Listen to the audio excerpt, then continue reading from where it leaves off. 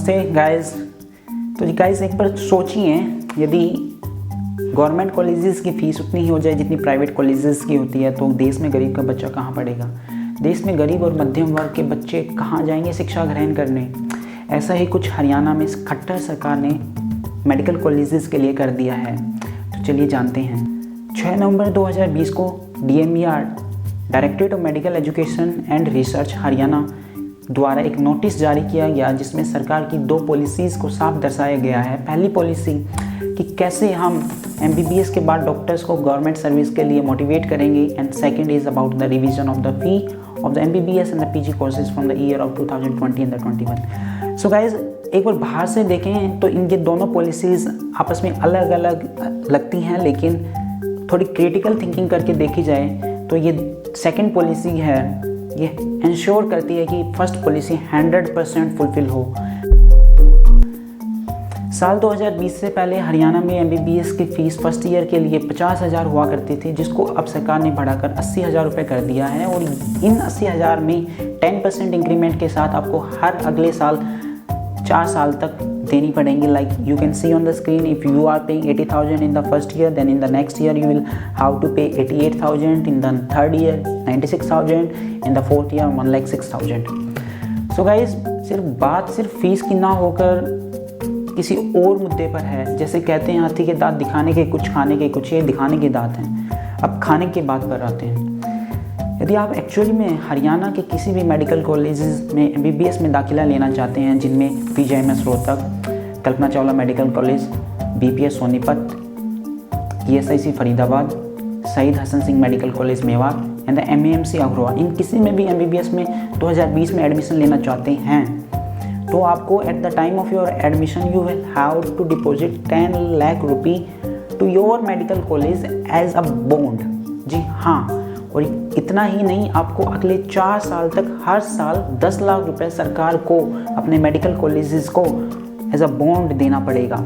सो आप टोटल मिला के लगा सकते हैं कि हरियाणा में MBBS की फ़ीस अब 40 लाख हो गई है। सो गाइज, अब क्वेश्चन ये उठता है कि हम प्राइवेट मेडिकल कॉलेज से MBBS करें या फिर government. So guys, it's your choice. अब बात आती है आप इस बॉन्ड को पे कैसे कर सकते हैं। सरकार बड़े अच्छे तरीके से 2 ऑप्शंस बताती है, A एंड B करके। हम भी A एंड B करके ही बताएंगे आपको। पहला ऑप्शन A, यदि आपके पास बहुत ज़्यादा पैसा है, आप रिच हैं, तो आप हर साल अपने गवर्नमेंट मेडिकल कॉलेज को 10 लाख रुपए एज अ कैश दे सकते हैं, या फिर आपके पास पैसे नहीं है, आप एजुकेशन लोन करा सकते हैं, जिसकी EMI आपके 5.5 साल MBBS के बाद अगले 7 साल गवर्नमेंट सर्विस के अंडर रहकर पूरी होंगी। सो गाइज, आप देख सकते हैं पहले वाले केस में आपके MBBS का पूरा टेन्योर 5.5 साल है, अगले वाले में पूरा लगा सकते हैं MBBS का टेन्योर 12.5 साल है। सो गाइज, 7 साल बहुत ज़्यादा होते हैं। Like 7 years is a lot. 7 years, in the 7 years Modi will not be alive, and even the BJP will not be in Haryana, and I will not be in my medical college. So 7 साल बहुत होती हैं। आपको थोड़ा मंथन करना पड़ेगा यदि आप मेडिकल कॉलेजेस में एडमिशन लेना चाहते हैं। सो गाइज, अब बात करते हैं कि सरकार को ऐसी क्या जरूरत पड़ी कि उनको ऐसी हार्श पॉलिसी अपने मेडिकल स्टूडेंट्स के लिए लानी पड़ी।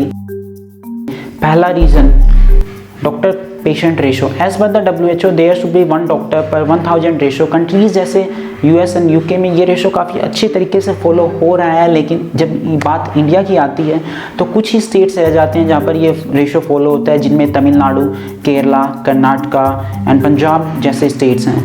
बट जब बात उत्तर प्रदेश, हिमाचल प्रदेश और हरियाणा की आती है तो ये रेशो काफ़ी नीचे गिरा हुआ दिखता है, जैसा कि आप 2019 की टाइम्स ऑफ इंडिया की रिपोर्ट अपनी स्क्रीन पर देख पा रहे हैं। हरियाणा में ये रेशो कहीं 1 डॉक्टर पर 6037 पीपल हैं। इसी रेशो को इम्प्रूव करने के लिए शायद सरकार आपसे 7 साल की सर्विस लेना चाहती है। सेकेंड रीज़न आता है cash flow. As per the government of Haryana, it spends about 2 to 2.5 crore on every MBBS graduate in making every MBBS doctor. और ये MBBS डॉक्टर क्या तो दूसरे स्टेट्स में सर्विस देने चले जाते हैं या फिर दूसरी कंट्रीज़ में। सो इसी कैश फ्लो को, इसी डॉक्टर फ्लो को रोकने के लिए सरकार अपने मेडिकल स्टूडेंट्स से 7 years की कंपलसरी सर्विस लेना चाहती है। Third and the most important reason that is the economic crisis. सरकार के पास पैसे ना होने के कारण हमारे मेडिकल कॉलेजेस की प्रॉपर फंडिंग नहीं हो पा रही है, जिसकी वजह से हमारी प्रॉपर लैब्स मेंटेन नहीं हैं, हमारे कॉलेजेस की बिल्डिंग नहीं है। तो सरकार कहती है कि जो पैसा हम आपसे लेंगे हम उस पैसे को आपके मेडिकल कॉलेजेस पर लगाएंगे ताकि मेडिकल एजुकेशन का लेवल बढ़ाया जा सके।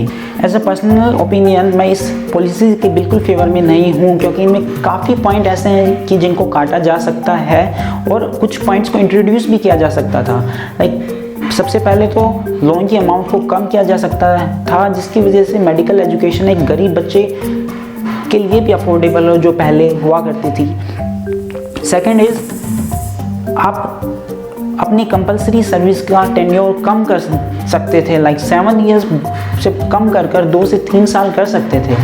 And the third and the most reason, यदि सरकार रियलिटी में डॉक्टर पेशेंट रेशो को सुधारना चाहती है तो सरकार को गवर्नमेंट डॉक्टर्स की सैलरी को बढ़ाना चाहिए, क्योंकि सैलरी बढ़ेगी तभी अट्रैक्ट होगा। पैसे से कौन अट्रैक्ट नहीं होता, सब अट्रैक्ट होते हैं। So guys in the end मैं बस यही कहना चाहूँगा, यदि जो भी इस वीडियो को देख रहा है और 2020 या 21 में हरियाणा में MBBS के लिए गवर्नमेंट मेडिकल कॉलेज चुन रहा है, सो आप ज़रा बैठिए, आप सोचिए कि यदि आपके पास पैसे हैं तो आपकी MBBS 5.5 साल में हो जाएगी जैसे पहले होती थी। यदि आपके पास पैसे नहीं हैं तो आपको 12.5 साल यहाँ सरकारी नौकरी करनी पड़ेगी। So guys just think in a better way.